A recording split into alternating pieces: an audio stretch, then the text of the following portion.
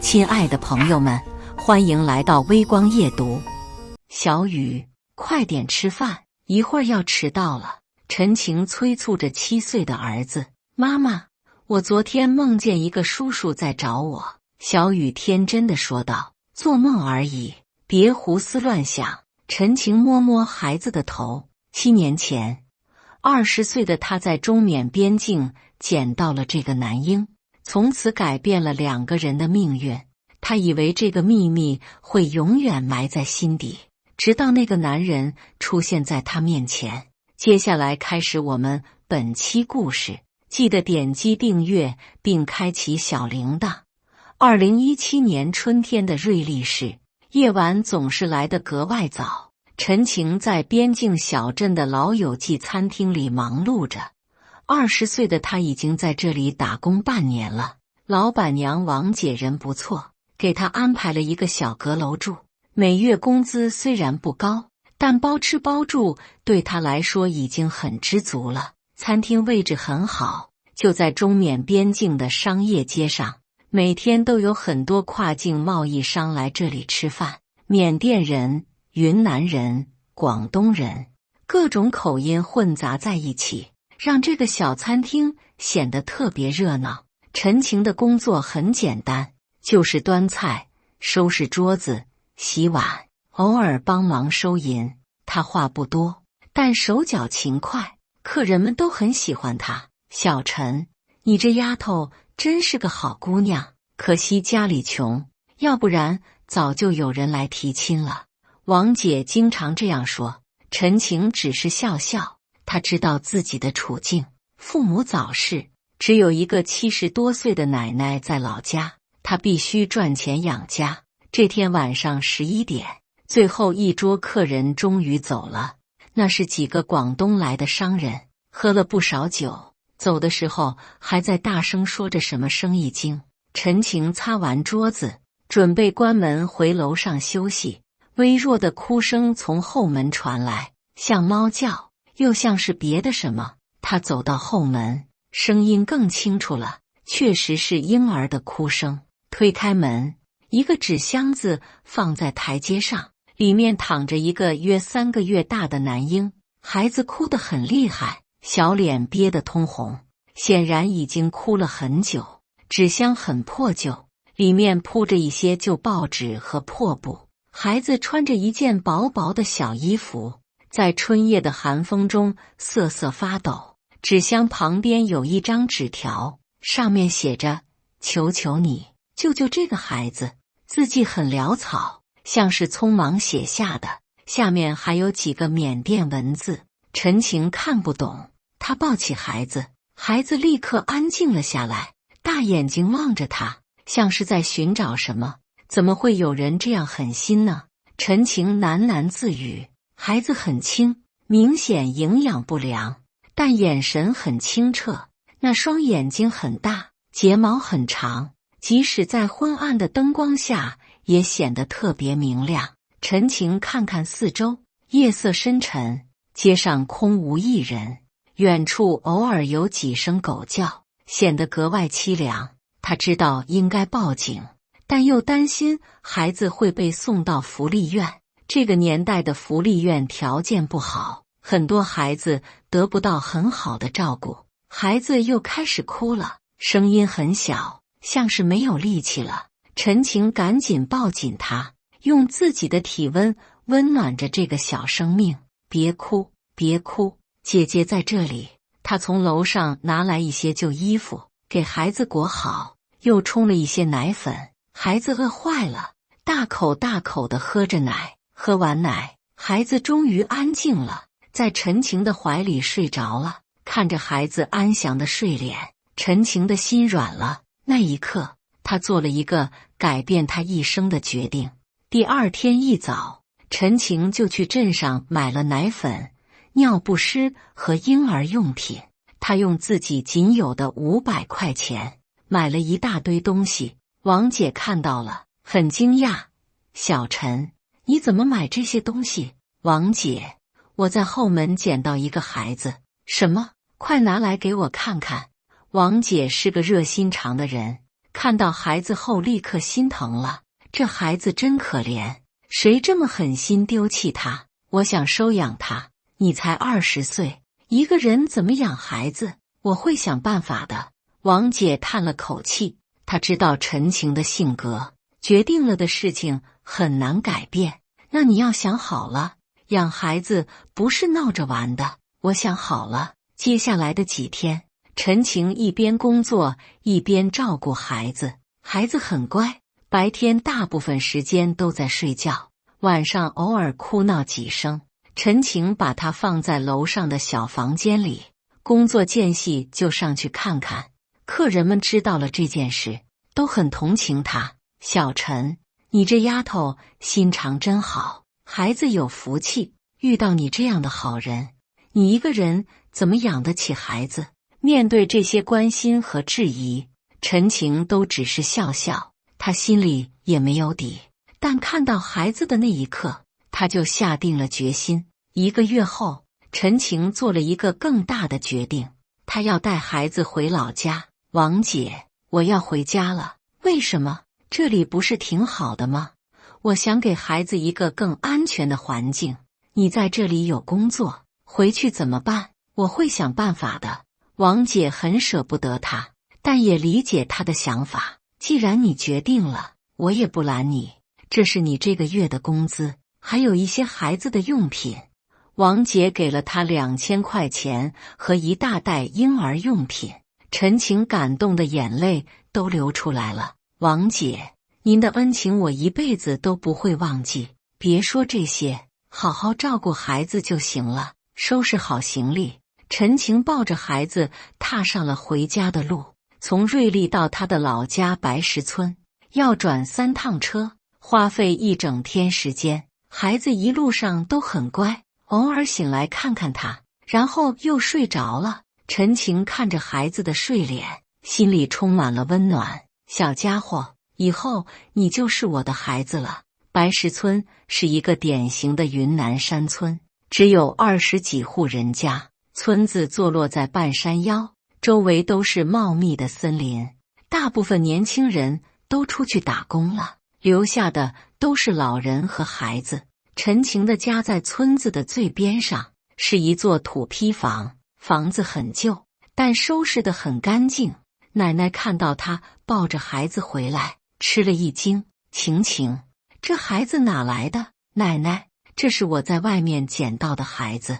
捡到的？是的，他被人遗弃了，我就收养了他。奶奶看看孩子，又看看陈晴，叹了口气，你这丫头心肠太软了。奶奶，我们收养他吧。哎，既然你带回来了，就留下吧。奶奶虽然嘴上埋怨，但心里还是很疼爱这个孩子的。陈晴给孩子取名小雨，寓意希望他能有广阔的天地。小雨，这就是你的家了。小雨好像听懂了，咿咿呀呀地叫着。村里人很快就知道了陈晴带回来一个孩子的事，大家都很好奇，纷纷来看热闹。陈晴，这孩子真可爱，眼睛好大，这孩子命好，遇到你这样的好人。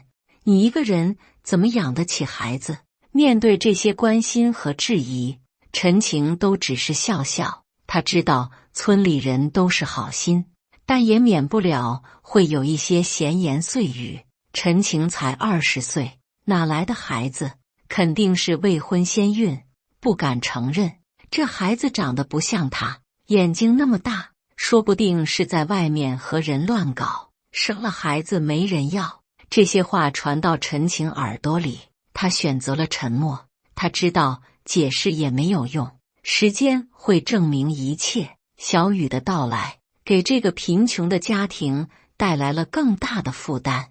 奶奶的身体不好，经常要吃药，现在又多了一个孩子，开销更大了。陈晴必须尽快找到工作。他在镇上的服装厂找了份工作，每天早出晚归。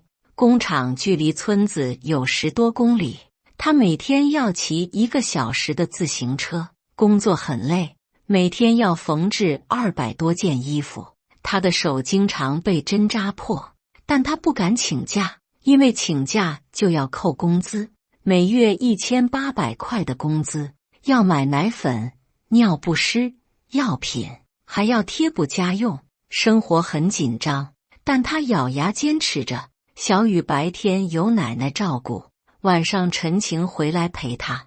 奶奶年纪大了，精力有限，照顾孩子很吃力。晴晴，这孩子太闹了，我快照顾不了了。奶奶，您辛苦了，我想想办法。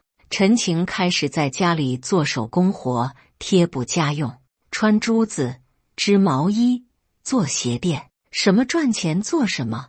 他经常做到凌晨2、3点，第二天还要早起去工厂，眼睛开始近视，手指也因为长期劳作变得粗糙。但看着小雨一天天长大，他觉得很满足。小雨6个月的时候发了一次高烧，陈晴吓坏了，连夜抱着孩子坐班车去县医院挂急诊，花了300多块。医生说是感冒引起的，开了些药就好了。但这300块对陈晴来说是个天文数字，她当月只能啃馒头度日。奶奶看在眼里，疼在心里。晴晴，你这样下去会累死的。没事的，奶奶，我还年轻。你为了这个孩子，连自己的婚姻大事都耽误了。奶奶，我现在不想这些。村里确实有几个小伙子想追求陈晴，但一听说她带着孩子，都退缩了。陈晴是个好姑娘，可惜带着个拖油瓶，谁愿意养别人的孩子？面对这些现实，陈晴选择了沉默。她把所有的爱都给了小雨，把所有的精力都用在了抚养她身上。小雨1岁生日那天，陈晴给他买了一个小蛋糕，蛋糕花了50块钱，对他来说是个不小的数目。但看到小雨开心地拍着手，糖霜沾了满脸，他觉得所有的辛苦都值得了。小雨，生日快乐！小雨虽然还不会说话，但他会笑，会伸手抱他。那一刻，陈晴感到了前所未有的幸福。小雨很聪明，什么都学得很快，8个月就会爬，1岁就会走路。他的第一句话是妈妈，让陈晴激动地哭了。小雨叫妈妈了，奶奶。小雨叫妈妈了，奶奶也很开心。这个孩子给这个家庭带来了很多欢声笑语。小雨2岁的时候已经会说很多话了，他很依恋陈晴，每天等他下班回家，妈妈，妈妈，你回来了。小雨，妈妈回来了，想妈妈了吗？想。小雨会跑到门口迎接他，小手紧紧抱着他的腿，那种被需要的感觉让陈晴觉得所有的付出都是值得的。3岁的小雨开始问一些问题，妈妈，我爸爸在哪里？这个问题让陈晴很为难。爸爸在很远的地方工作，那他为什么不回来？因为那个地方很重要，他走不开。小雨似懂非懂地点点头，不再追问。但陈晴知道，随着小雨长大，这个问题会越来越难回答。小雨3岁的时候，陈晴送他上了村里的幼儿园。幼儿园很简陋，就是村委会的一间房子改造的，只有一个老师负责照顾10几个孩子。但小雨很喜欢和其他孩子一起玩，每天都很开心。妈妈，我今天学会了唱歌，是吗？唱给妈妈听听。小雨会唱很多儿歌，声音很好听。她还会画画，经常画一些奇怪的东西。老师说她很聪明，学什么都很快。陈晴，你家小雨很有天赋，应该好好培养。谢谢老师，我会努力的。小雨5岁的时候开始上小学，村小学只有3个年级，每个年级1个班，条件很差，但老师很负责。小雨的成绩很好，特别是数学，总是满分。妈妈，我今天考试得了100分，真棒！小雨真聪明。老师说我是班里最聪明的孩子，陈晴很为他骄傲，但也有些担心。他知道村里的教育条件有限，担心耽误了小雨的前程，但以他的经济条件，根本负担不起城里的学费。小雨从来不抱怨，总是很懂事。妈妈，我在这里读书挺好的，别的孩子都有很多玩具，你不羡慕吗？不羡慕，我有妈妈就够了。听到这话，陈晴的眼泪差点掉下来，她暗暗发誓，一定要给小雨更好的生活。为了改善生活条件，陈晴决定自己创业。她用攒下的5000块钱，在镇上开了一家小服装店。店铺很小，只有20平方米，但位置还不错。她白天在店里卖衣服，晚上回家陪小雨。生意刚开始不太好，一天只能卖几件衣服，但她没有放弃，每天都在琢磨怎么改善经营。她学会了网上进货，价格比批发市场便宜很多。她还学会了搭配衣服，给客人提供穿衣建议。慢慢的，生意开始好转，一些老客户会专门来找她买衣服。小陈，你这里的衣服质量好，价格也便宜，谢谢，我会继续努力的。有了稳定的收入，陈晴的生活压力减轻了不少。她给小雨买了新衣服，买了一些课外书，还给奶奶买了一台电视，让老人家不那么孤独。小雨6岁生日那天，陈晴给她买了一辆小自行车。妈妈，这是给我的吗？是的，生日快乐，小雨。小雨高兴地跳了起来，骑着自行车在院子里转圈，那个笑容让陈晴觉得所有的努力都是值得的。时间过得很快，转眼间小雨已经7岁了。陈晴的服装店生意越来越好，她在镇上租了一套2居室，奶奶、小雨和她一起住，生活条件改善了很多。小雨在村小学读2年级，成绩一直名列前茅。她不仅数学好，语文也不错，还特别喜欢画画。妈妈，你看我画的大山，真好看。小雨画得越来越好了。老师说我可以参加县里的比赛，那太好了，妈妈支持你。小雨的画确实很有天赋，构图大胆，用色鲜艳。她经常画一些家乡的风景，高山、流水、村庄，画里的世界总是很美好，没有烦恼和忧愁。母子俩的生活很简单，但很温馨。每天早上，陈晴送小雨上学，然后去店里。中午小雨放学后直接到店里，在后面的小房间里写作业。晚上回家吃饭，陈晴陪他看会儿电视，然后早早睡觉。周末的时候，他会带小雨到山上采野果，或者去河边玩水。小雨很开心，总是蹦蹦跳跳的。妈妈，我们永远都这样生活好不好？好，我们永远都这样生活。陈晴抚摸着小雨的头，心里却隐隐有些不安。她总觉得这样的平静不会持续太久。每次看到小雨，她都会想起那个纸条上的缅甸文字。她曾经找人翻译过，但没有人认识那几个字。这件事就像一根刺，时不时地扎在他心里。县里举办儿童才艺比赛，小雨报名参加了绘画组。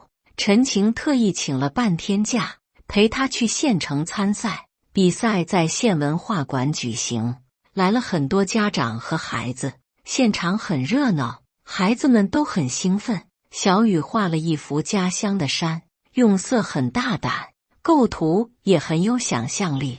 远山如黛，近水如镜，村庄坐落在青山绿水之间，画面很美，充满了童真和想象。这孩子有天赋，应该好好培养。评委老师这样说。构图很有想法，用色也很大胆，建议送到城里的美术学校学习。陈晴很开心，决定给小雨买个礼物庆祝。比赛结束后，他带着小雨去附近的玩具店。路过文化馆门口时，他注意到一个中年男人举着相机在拍照。男人大概40多岁，穿着西装，看起来不像本地人。他的装扮很正式，相机也很专业，像是摄影师。起初陈晴没在意，以为是记者在拍新闻，但他很快发现那个男人的镜头总是对准小雨，其他孩子从他面前经过，他都没有反应，只有小雨出现，他才会举起相机。陈晴有些警觉，他记起了电视上看到的一些新闻，有些人贩子会在这种公共场所拍照，然后跟踪目标。他拉着小雨快步离开，但那个男人也跟了上来，他始终保持着一定的距离，不远不近。妈妈，那个叔叔为什么跟着我们？别理他，我们赶紧回家。陈晴加快了脚步，心里很紧张。他们走到汽车站，那个男人还在跟着，上了回村的班车。男人没有跟上来，但陈晴明显看到他在班车发动的时候用手机拍下了车牌号。回到家，陈晴心神不宁，他总感觉有什么不好的事情要发生。那个男人的眼神让他很不安，里面有一种说不出的急切。小雨倒是很兴奋，一直在说比赛的事情。妈妈，那个叔叔看起来很面熟，好像在哪里见过。你在哪里见过？不知道，就是觉得很熟悉，可能是看错了吧？不是，我很确定见过他。小雨的话让陈晴更加不安了，她开始怀疑这个男人是不是和小雨的身世有关，但她又不敢深想，因为那意味着什么，她不敢想象。第二天，陈晴带小雨去县医院体检，学校要求每个学生都要做年度体检，检查身体发育情况。县医院人很多，他们排了很长时间的队。小雨有些不耐烦，在走廊里跑来跑去。雨，别跑了，马上就轮到我们了。妈妈，我想上厕所。好，妈妈带你去。他们刚走出门诊楼，那个熟悉的身影又出现了，还是昨天那个中年男人，站在医院门口，焦急地四处张望。他的眼圈有些红，像是一夜没睡好。看到他们，男人的眼睛立刻亮了，整个人都激动起来。他快步走过来，陈晴本能地护住小雨。请问，这是你的孩子吗？男人的声音有些颤抖。是的，你是谁？我叫李伟强，来自广东深圳。男人自我介绍着，眼睛一直盯着小雨。他的眼神很复杂，有激动，有不敢置信，还有一种深深的痛苦。我有些话想对你说，能借一步说话吗？有什么话就在这里说。陈晴紧紧抱住小雨，警惕地看着他。他感觉到了危险，这个男人的出现绝对不是偶然。李伟强深吸了一口气，似乎在努力控制自己的情绪。他的手在颤抖，眼睛里有泪水在打转。你收养这个孩子多久了？什么意思？请你回答我，这很重要。陈晴犹豫了一下。7年。李伟强听到这个数字，身体明显颤抖了一下。他闭上眼睛，深呼吸了几次，然后颤抖着掏出手机。他把手机递过来，屏幕上的画面让陈晴脸色惨白。你看看这张照片，这是我儿子3个月时的样子。照片里的婴儿和7年前他收养的小雨一模一样，同样的眼睛，同样的嘴唇，同样的小鼻子，甚至连那个小酒窝的位置都完全相同。不可能，这不可能。陈晴紧紧抱住小雨，双腿发软，她感觉整个世界都在旋转，血液仿佛凝固了。手机差点从她手中滑落，她的声音变得颤抖而微弱。李伟强看到他的反应，眼眶湿润了。我叫李伟强，7年前我儿子在中缅边境被人贩子拐走了。你说什么？陈晴的声音几乎听不见。2017年3月15日晚上，我带着妻子和3个月大的儿子在瑞丽市出差。我是做玉石生意的，经常要到边境地区进货。那天晚上，我妻子带着孩子在酒店附近散步，遭遇了人贩子。李伟强的声音开始颤抖，眼泪止不住地流下来。我妻子叫王雪梅，是个很温柔的女人。她带着孩子出去散步，就是想让他呼吸一些新鲜空气。结果在一条小巷里遇到了2个人贩子，他们要抢孩子。我妻子死活不肯放手，她和人贩子撕扯，最后都掉进了澜沧江。等我找到他的时候，他已经……李伟强说不下去了，泪水模糊了他的双眼。陈晴也哭了，她想象着那个可怕的夜晚，一个年轻的母亲为了保护自己的孩子，和人贩子搏斗到最后一刻。我妻子的遗体找到了，但孩子被水冲走了。警察说孩子凶多吉少，让我们做好心理准备。我不相信，我一直在找，整整7年。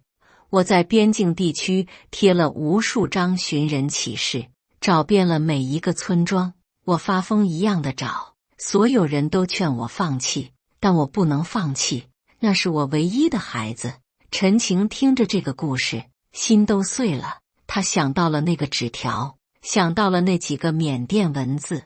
那个纸条上的缅甸文字是什么意思？什么纸条？我捡到孩子的时候，旁边有一张纸条，上面有几个缅甸文字。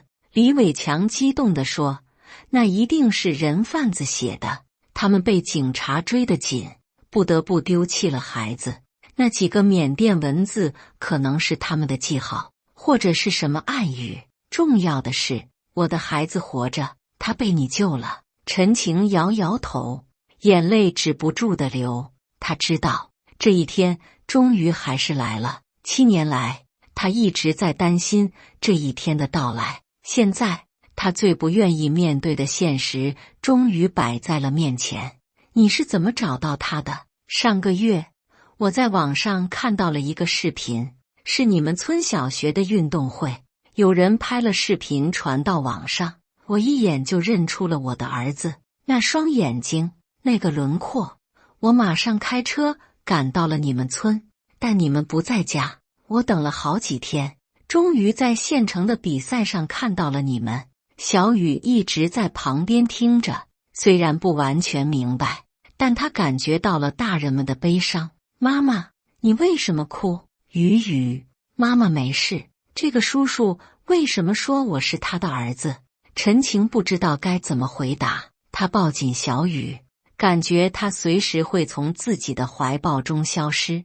李伟强看到这一幕，心情很复杂，他感激陈晴的养育之恩，但也想要回自己的儿子。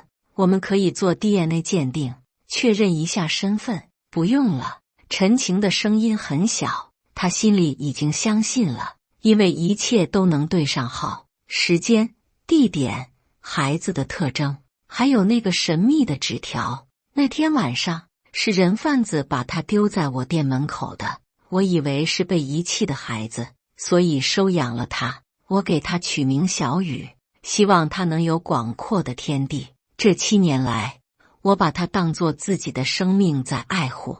李伟强点点头，眼中满含感激。我知道，我都看到了，孩子很健康，很聪明，很懂事，这都是因为你的精心照顾。你是我们全家的恩人。我不是什么恩人。陈晴摇摇头，我只是一个普通的女人，爱着自己的孩子。接下来的几天，陈晴的世界彻底乱了，她无法接受这个现实，但又无法否认事实。小雨就是李伟强失踪7年的儿子李天宇。李伟强坚持要做 DNA 鉴定，以便正式确认身份。鉴定结果出来了，99%的匹配度。这个数字像一把刀，深深地插在陈晴的心上。她把自己关在房间里，哭了整整一天。小雨不知道发生了什么，一直在门外敲门。妈妈，妈妈，你开门啊！我做错什么了吗？你为什么不理我？听到小雨的声音，陈晴哭得更厉害了。她不知道该怎么面对这个孩子。她爱他，但他不属于他。他养育了他7年，但他有自己的亲生父亲。李伟强每天都来，带着各种礼物。他想接小雨回广东，给他更好的生活条件。我在深圳有自己的公司，做玉石生意。我会给孩子最好的教育，送他去最好的学校。我会请最好的老师，让他学画画。我会补偿他这7年失去的一切。陈晴知道，李伟强说的都是事实。她一个农村女孩，能给小雨的实在太有限了。李伟强有钱，有能力，能给小雨更好的未来，但他舍不得，真的舍不得。7年来，小雨就是他的全部。他为了这个孩子，放弃了自己的青春，放弃了恋爱的机会。他把所有的爱都给了他，把所有的希望都寄托在他身上。现在要他交出孩子，比要他的命还难受。村里人知道了这件事，议论纷纷。陈晴这下惨了，养了7年的孩子要被要回去了。人家是亲生父亲，法律上肯定支持人家。这孩子也可怜，刚适应了这边的生活，又要换地方，陈晴也不容易。一个人把孩子养这么大，面对这些议论，陈晴选择了沉默。她知道，无论别人怎么说，她都必须做出选择，是为了自己的感情，还是为了小雨的未来？这是一个艰难的选择，但她必须面对。小雨渐渐明白了事情的经过。他知道李伟强是他的亲生父亲，陈晴是他的养母，但他更依恋陈晴，不愿意离开他。我不要走，我要和妈妈在一起。雨，那个叔叔是你的亲爸爸，我不管，你就是我的妈妈。小雨哭得很伤心，陈晴也哭了。她抱着小雨，感觉心都要碎了。妈妈，你不要我了吗？不是的。妈妈永远爱你。那为什么要我跟那个叔叔走？因为他是你的爸爸，他能给你更好的生活。我不要更好的生活，我只要你。听到这话，陈晴的眼泪止不住的流。他知道，他必须为了小雨的未来，做出最痛苦的决定。李伟强看到这一幕，心情很复杂。他理解陈晴的感受，也看到了小雨对他的依恋。7年的感情不是说断就能断的。他主动提出了一个方案，我们可以商量一个办法。什么办法？孩子跟我回广东上学，但每年寒暑假都回来看你，而且我会经常带他回来。我不会让他忘记你的恩情，我会承担他所有的费用，也会给你一些补偿。我不要你的钱。陈晴坚决拒绝，她不想让这件事带上金钱的色彩。她爱小雨，不是为了得到什么回报。那你要什么？我只要雨记住我是她的妈妈，不管走到哪里，都要记住这个家。李伟强被感动了，眼泪又流了下来。你放心，我会让她记住的，你永远是她的妈妈，这一点永远不会改变。经过几天的商量，最终达成了协议。小雨跟李伟强回广东读书，享受更好的教育资源，但每年寒暑假必须回来看陈晴，而且要经常打电话。李伟强会承担小雨的所有费用，包括学费、生活费等。陈晴不要任何经济补偿，只要求小雨记住他的恩情。这个协议对所有人来说都是最好的选择。小雨能得到更好的教育，陈晴也不会失去这个孩子。虽然不能天天在一起，但感情依然存在。离别的日子终于到了。李伟强开车来接小雨，车上装满了行李，他还带来了很多礼物，给陈晴，给奶奶，给村里的老师，这些都是我的一点心意，感谢大家对孩子的照顾，您太客气了。陈晴给小雨准备了很多东西，包括那个破旧的毛绒熊，那是他最喜欢的玩具，陪伴了他7年。妈妈，我舍不得你。小雨紧紧抱着陈晴，眼泪止不住的流。妈妈也舍不得你，但你要去接受更好的教育，我会想你的，妈妈也会想你的，你要听爸爸的话。我会的，我会做个好孩子。陈晴强忍着眼泪，她不想让小雨看到她哭，她想让小雨记住她最美好的样子。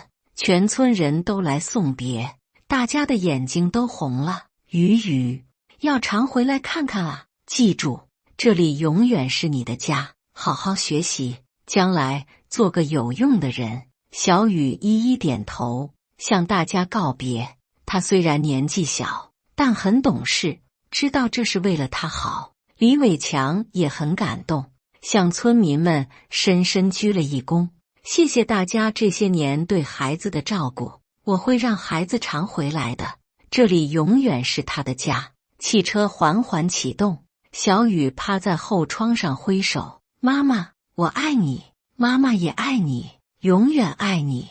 陈晴追着车子跑了很远，直到看不见为止。她站在路边大哭，所有的情感都爆发了出来。奶奶走过来抱住她，老人家也哭了。晴晴，你做得对，孩子会理解你的，他会记住你一辈子的。小雨在深圳很快适应了新的生活，李伟强给他报了最好的小学，还请了专门的家教。学校的条件很好，有现代化的教学设备，还有专业的美术老师。小雨的成绩依然优秀，特别是数学和美术，老师们都很喜欢他，说他聪明懂事。但小雨还是经常想念陈晴，每天都要打电话，妈妈，我今天学了新的画法，是吗？画给妈妈看看，我想你了，妈妈也想你，要好好学习哦。这样的对话每天都要进行好几次。李伟强很理解，他不阻止小雨给陈晴打电话，他知道陈晴在小雨心中的地位是无可替代的。小雨的房间里放着那个破旧的毛绒熊，那是他从山村带来的最珍贵的宝贝。每天晚上睡觉前，他都要抱着它。小熊，我想妈妈了，你也想妈妈吗？李伟强看到这一幕，心情很复杂。他感激陈晴的养育之恩，但也有些嫉妒。他是孩子的亲生父亲，但在孩子心中的地位却比不上陈晴。但他没有阻止，他知道这种感情是珍贵的。陈晴的生活也发生了变化，没有了小雨，他的生活变得很安静。服装店的生意依然不错，但他总觉得缺少了什么。每天晚上，他都会坐在小雨的房间里发呆，房间里还保留着小雨的痕迹，书桌上的画笔，床上的小枕头，他没有改变任何东西，仿佛小雨随时会回来。村里人都很关心他，经常来看望。陈晴，你还好吗？我很好，谢谢大家关心。要不要去城里散散心？不用了，我在这里挺好的。他表面上很坚强，但内心很痛苦。失去小雨，就像失去了生活的意义。但他知道，这是为了小雨好，他愿意承受这种痛苦，只要小雨能幸福。寒假终于到了，小雨要回来了。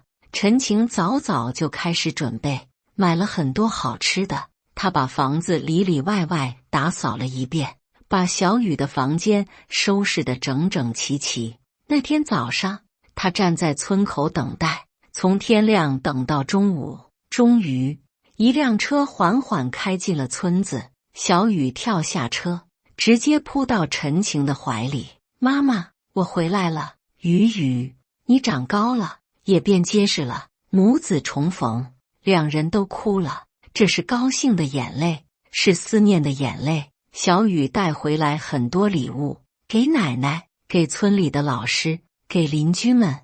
这是我和爸爸一起买的。他说要感谢大家，你爸爸真有心。爸爸说这里是我的家，大家都是我的亲人。李伟强也下了车，他变得更加谦逊了。陈晴，谢谢你把孩子养得这么好，这是我应该做的。孩子在深圳很想你，每天都要打电话，我也很想他。假期过得很快，但很充实。小雨每天都和陈晴在一起，给他讲学校的事情。妈妈，我们学校有个很大的画室，老师说我画得很好，可以参加比赛。我画了一幅画，就是我们家的山，真好。妈妈想看看。小雨拿出画来，陈晴看了很感动。画里是熟悉的山村，熟悉的房子，还有熟悉的人，画面很美好，充满了对家的思念。雨，你没有忘记这里，我永远不会忘记的。这里是我的家。假期结束了，小雨又要回深圳了。这一次离别没有那么伤感，因为他们都知道这不是永别，每年都会有这样的重逢，感情不会因为距离而淡化。感谢大家的观看，本期故事精彩吗？欢迎大家在下方评论区吐槽。如果你喜欢这类故事，记得点击订阅微光夜读，并分享给更多的人，这会对我帮助很大。再次感谢大家的观看。